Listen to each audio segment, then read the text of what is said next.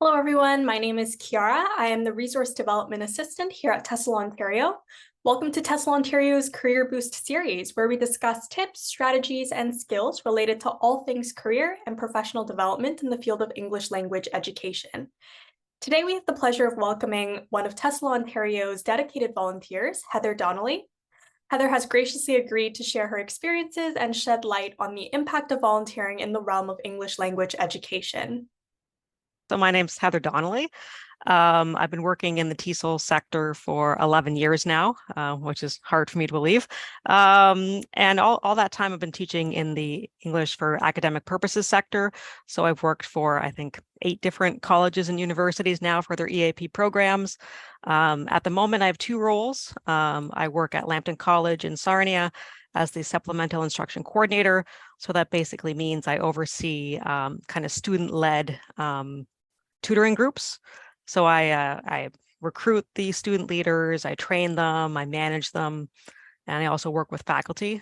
And then my second role is as faculty. So I teach as faculty at Fanshawe College in the School of Language and Liberal Studies.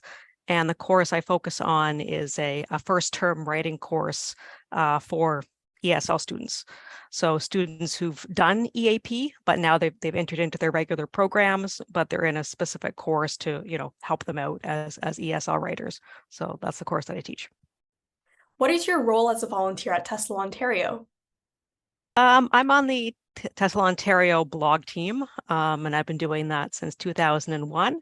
My first contribution was just as kind of like a guest contributor, and I just thought, oh, this is something that I want to write about. I had given a webinar called "How to Jumpstart Your How to Jumpstart Your ESL Teaching Career." And based on that webinar, I was asked by someone on the blog team if I wanted to write a blog based on that.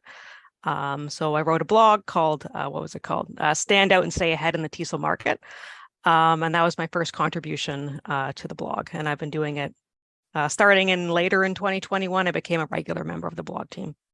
Asking a little bit about your motivations with volunteering, why did you decide to become a volunteer of TESL Ontario? Is there any goals, achievements that you hope to achieve, general motivations?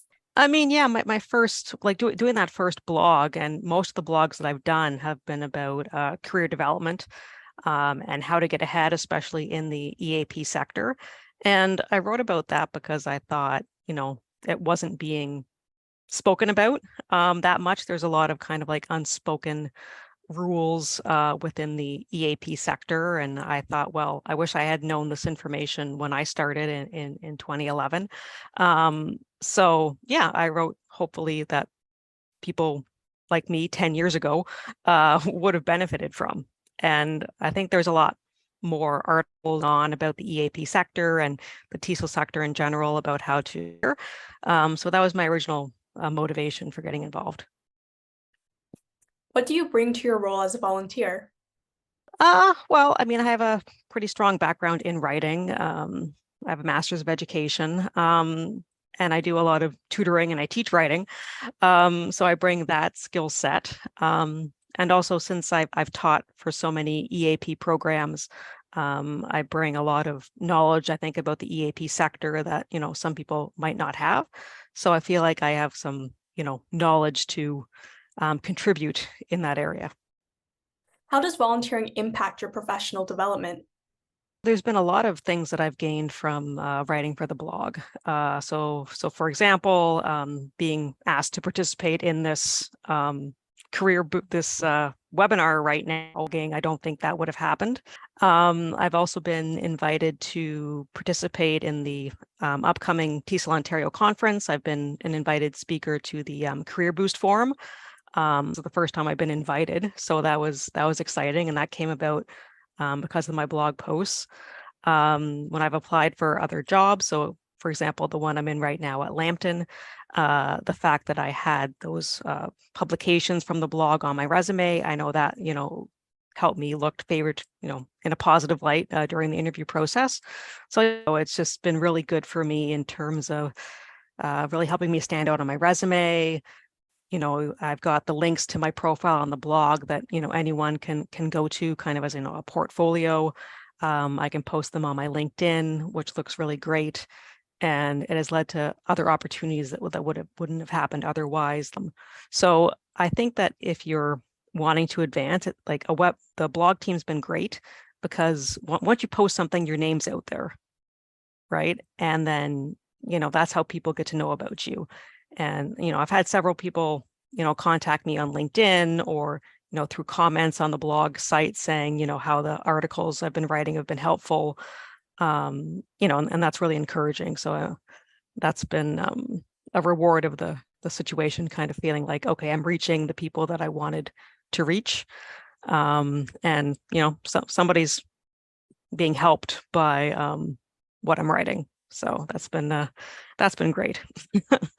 As part of the blog team, I work with an editor with my pieces, and that's really helped me to respond better to critical feedback, which is something that I've always kind of been sensitive to because I give, like to give 110% into things, and when things are so personal, whether it's the piece that you've written or a lesson that you've planned, it can be hard to receive negative feedback. And working with an editor has just helped me to kind of see it in a positive light, and recognizing that I need that to grow, as a writer, as an educator, as a communicator. So that's been really beneficial to work with my editor, Gordon. Thanks, Gordon. So yeah, that's helped me professionally. How do you fit volunteering into your work-life balance? Well, the blog team, it's a fairly minimal commitment, which is nice. It's about 4 to 5 articles a year, and people might ask you to do additional ones if you're able to. A challenge for me is just sometimes coming up with ideas about what I want to write about. And if I'm kind of stuck, I've got writer's block. I have some TESL colleagues. I can ask them what would you like to read about. And I also refer to, every December TESL Ontario publishes a post saying, the kind of the top resources of the year. So for the blogs, for the webinars, for the Contact magazine, what are kind of the top resources and what are people reading and wanting to read? So I kind of look at those every year to see, okay, what are people interested in? And that kind of gives me fresh ideas. I don't have children, so that frees up more of my time, and I really respect people who are, if you have childcare commitments, that's obviously going to eat into a lot of your time. For me, I guess my main commitment is commuting back and forth between London and Sarnia, between the two jobs. So that can be challenging. In terms of my writing for the blog, I try to get done the post when I have the motivation. So it seems to come in spurts. So once the motivation is there, I try to write as much as I can, kind of not knowing when that motivation is gonna come again. And also if I need a break, if I'm just, worn out, I just tell the blog team, and, that's fine. It's okay to kind of advocate for your mental health, and saying that you need a break. So yeah, I think the last time I said I needed a break, the blog team just posted a blog about the importance of taking a break. So I guess I motivated them in that way. So yeah, I think that you have to kind of advocate for what you need. And, as a volunteer, you are volunteering, right? You're not getting paid. And if you need to take a step back occasionally, that's fine. Just be honest about it.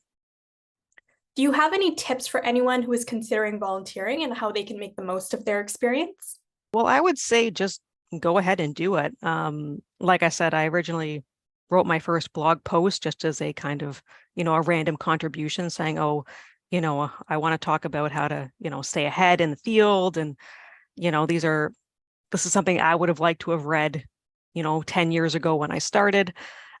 So, and you don't have to be an expert in anything. I think sometimes people feel like they need a PhD or they need to have been doing something for 2 decades in order to get involved in some of these things, and it's not necessary, right? As long as you've got an interest and maybe you're willing to do some reading and some research, then you can get involved. So, and just pick something that suits your personality. Like I chose blogging because it allows me to craft a message in the way that I want to.